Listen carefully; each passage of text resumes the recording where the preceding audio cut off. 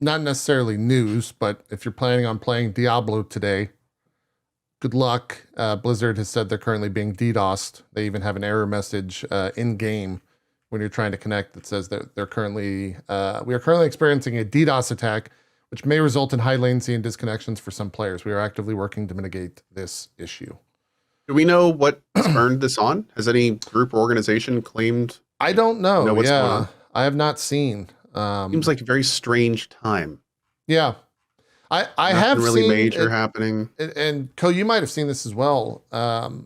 I've kind of seen the conversation around Diablo start to shift, right? Like the honeymoon period is over a little bit and people are like kind of negative towards it now with Diablo 4. I think over the last week, I think that the part of Diablo that really does shine is the main story and all the fun things you do through the main story. But then as you get towards the end game, and especially after you've done the end game, like, between 10 and 150 hours, like some people, you start to realize that unfortunately a lot of the concerns I think people had about the end game being relatively not as engaging as one would hope are true. Yeah. Even a lot of the big creators, like I was in a rather large Diablo creators stream last night, and he was just like, "Oh yeah, I'm just doing this because there's nothing else to do right now." But I've been bored of this for the last 30 hours essentially. Yeah. So I think it's exactly like what you just said. It's the honeymoon phase. The thing is for most games, you enjoy the game, you have a great experience, and then you're done with it. But with this game, because of the end game, it's not really great. You then stick those people around long enough to have their opinions start changing. And all of a sudden that beginning good opinion, instead of like that just being the lasting memory of the product, like that starts changing and kind of festering a little bit. Yeah. So you start seeing the same people that were like very positive about it, all of a sudden not being so positive about it. So it's a schism that a lot of non-live service games don't have to deal with. Right. But unfortunately, that's the risk you take when it's 100% on them. I mean, they wanted to make a game that they wanted people to be playing for hundreds of hours. And frankly, they didn't give like a huge amount of variance in those hundreds of hours, and not a lot of people like it. And they're kind of, just like me. And I think you too, it's kind of like, cool, season 1. Let's play it. Yeah. Like, yeah. Let's, I'm just pretty much not going to touch it until season 1, and hopefully it'll be good. And if it's not, then, we'll just find something else to play. But, yeah, we'll see, man. I will agree that it's a different feel. Right. Yeah. It's very reminiscent of how PoE leagues come out after that like first 2 or 3 week period where it's like, cool, I got what I wanted out of this. I put in, the 100x hours that I did, and now I feel like the people are experiencing that don't put in 100 hours in a week for one video game, because it's been out for a month now at this point.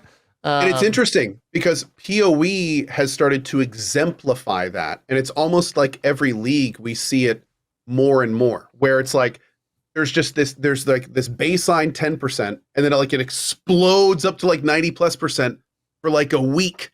And then it just plummets again, like completely plummets. And we've seen this happen with PoE over and over, every 3 months, every 3 to 5 months, essentially, it's been happening for PoE. Yeah. And now we're just witnessing it in Diablo. I feel like a lot of PoE players are kind of going through that exact same feeling with Diablo right now. I agree. So, yeah. There was the lead class designer for Diablo 4 at Blizzard Entertainment put out a tweet about the 6 rarest unique items in the game. They can only drop from level 85 plus enemies. You can get them anywhere. You can get a regular unique, and they always drop at 820 eye power. There's 6 of them in the game, and they're really rare. I know that the helmet, the Harlequin crest, there's only 2 known drops in the entire player base at this point. So they're like crazy rare. A lot of people it's been controversial on Twitter. This has spawned a really interesting debate on Twitter. Yeah. And I keep reading good points on both sides. And it's kind of weird because, like, for me, I love the idea of there being ultra rare items in games.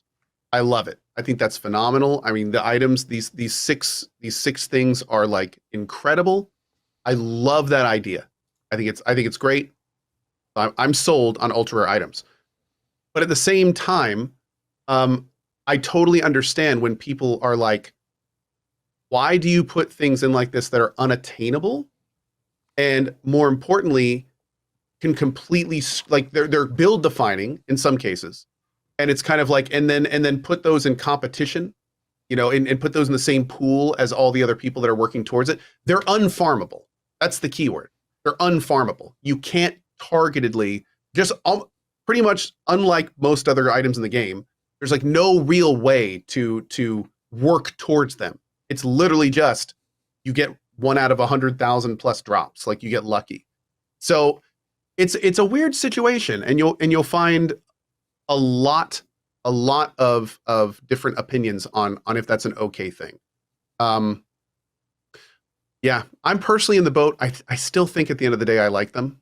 I still think at the end of the day, it's super cool with that mirror syndrome from PoE, where it's like you know that, though. Oh, exactly. But I think it's so cool when you play a game and you know that there's like this 0.00001% chance that something amazing could drop off essentially everything. Like, I think that's cool. I think that adds this like little tiny bit of thrill to it, that I think is fun. Yeah. But I will say the fact that I think it would have been a lot smarter on Blizzard's point, for Blizzard, to make it so that these ultra rare items were not build defining and instead were just over the top, crazy, awesome cosmetic items. I think that would have made this a lot better received, because there are some power gamers that are very frustrated. Like, for instance, it would have been awesome if that Doom sword, for instance, instead of it having like some crazy 80% plus crit damage, the Doombringer, yeah, you know, mirror it after another unique, but make it so it's literally a sword twice as big of all others with teeth that go like a chainsaw around them in an animation. So, you know, like make it awesome. Don't get me wrong, but don't make it so like if one person were to get it during a race, then he would essentially win the race if he knew what he was doing just because he got super lucky, you know, which I think has been pissing off a lot of the players that are relatively hardcore about this stuff. Same thing with the helmet. Yeah. +4 to all skills or something. It's wild. That's crazy, man. That's absolutely crazy. Yeah. You know, that's like, I agree with that. Make the crazy good shit stuff you grind for, and the shit that's just a random drop. Just make it really neato, you know, and not like, and still, you know, game crushing. Still have super rare items for builds that are really good, but I mean, give people, at least throw them a bone in terms of, you know, letting them farm for it. Like, if somebody that puts in hundreds of hours should hopefully realize most, if not all, of the build that they're going for. But the idea that there are builds that you literally could farm for 5,000 hours and never be able to get what you want for that, which is some of these items, that's a little, I don't know, man. These are games at the end of the day. It's not, you know, so it seems a little out of touch. Yeah. Yeah. I can't check the math on it that quick, but this guy did a quote quick calculation. So he said only 2 Shakos have been found so far. The total played hours that Blizzard published is something like 400 million hours. And so he said, let's say that 0.25% of those hours are above level 85. That's an average of 500K hours per Shako, which equates to 57 years of gameplay. I feel like that could be adjusted. I feel like that could be adjusted a tiny bit. I haven't picked the game up yet, but like, I'm not doing anything for the next 50 plus years. Like, I probably. That's true, man. Yeah, that's a lot. Again, that doesn't even guarantee you'd get it.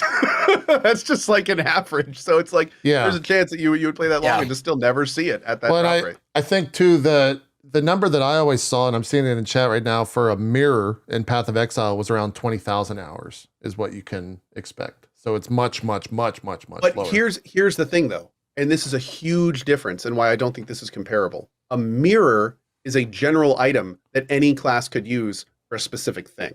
Sure. So if those are like it's also specific tradable items, yeah, which is another big thing as well. So I feel like the mirror, I have seen a lot of people comparing these ultra rares to mirrors in PoE. I don't think it's the same thing. Like it'd be different if it was like 6 items that any class could use. And, you know, there's too many differences about it to parallel those, I feel like. Yeah. I hope they adjust it. I think when they do that season 1 stream that they're supposed to do in early July.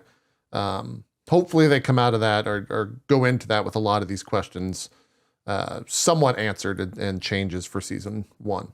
And I'm very curious to see what happens for season 1 if they do have the big return to Diablo 4 for the community, or if it's kind of just, I don't know if there's enough time between launch and season 1 for like the normies, the people that aren't grinding 100 hours a week or 100 hours that first week to be excited about again. I've seen so many people say like, I hit 80.